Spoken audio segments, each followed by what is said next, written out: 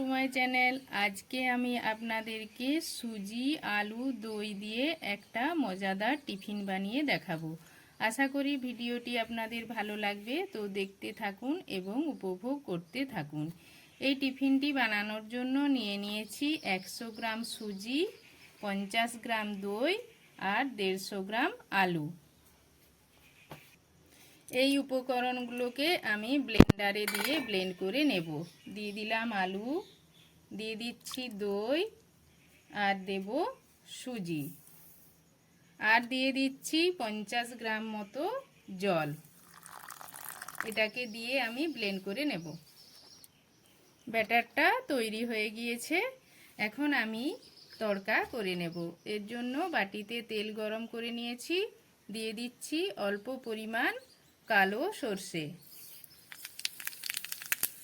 আর দিয়ে দেব কিছু কারি পাতা কুচানো।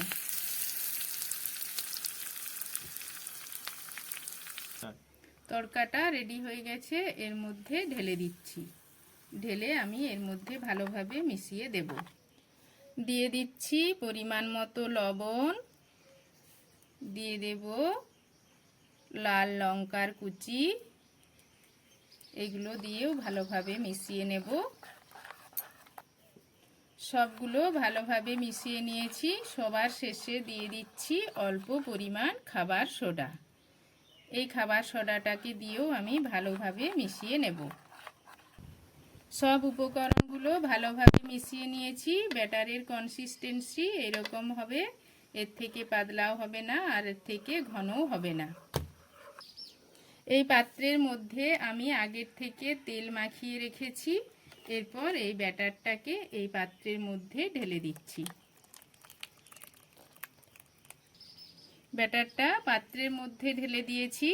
পাত্রের বেশি ভর্তি করা চলবে না, খালি জায়গা রাখতে হবে, কেননা ব্যাটারটা অনেক ফুলে যাবে।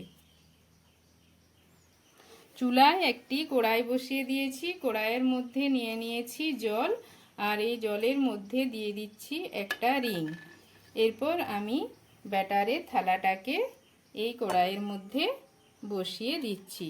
বসিয়ে এটাকে আমি 15 মিনিটের মতো ঢাকনা দিয়ে ঢেকে রেখে দেব।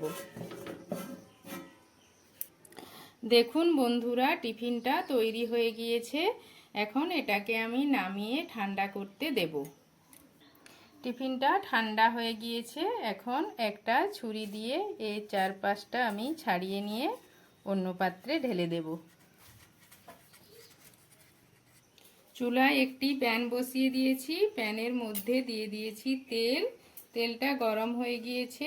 এখন এর মধ্যে দিয়ে দিচ্ছি অল্প পরিমাণ কালো সর্ষে, আর দিয়ে দেব অল্প পরিমাণ জোয়ান, আর দিয়ে দিচ্ছি কারি পাতা কুচনো। এইগুলো সব আমি ভালো করে ভেজে নেব। সব ভালো করে ভেজে নিয়েছি। এখন এর মধ্যে আমি টিফিনটা দিয়ে দিচ্ছি। এটা দিয়ে আমি ভালো করে ভেজে নেব। দেখুন বন্ধুরা, টিফিনটা ভাজা হয়ে গিয়েছে। এই টিফিনটাকে আমি 2-3 মিনিট ধরে উল্টে পাল্টে ভেজে নিয়েছি। তো বন্ধুরা, টিফিনটা দেখতে কত সুন্দর হয়েছে। এটা দেখতে যতটা সুন্দর হয়েছে, খেতেও কিন্তু খুব ভালো লাগবে। আপনারাও বাড়িতে খুব সহজেই এই টিফিনটি বানিয়ে নিতে পারবেন। তো ভিডিওটি ভালো লাগলে আমার চ্যানেলটিকে অবশ্যই সাবস্ক্রাইব, শেয়ার, লাইক এবং নতুন ভিডিওর আপডেট পেতে পাশের বেল আইকনটি প্রেস করে দেবেন। আজকের মতো আসি বন্ধুরা।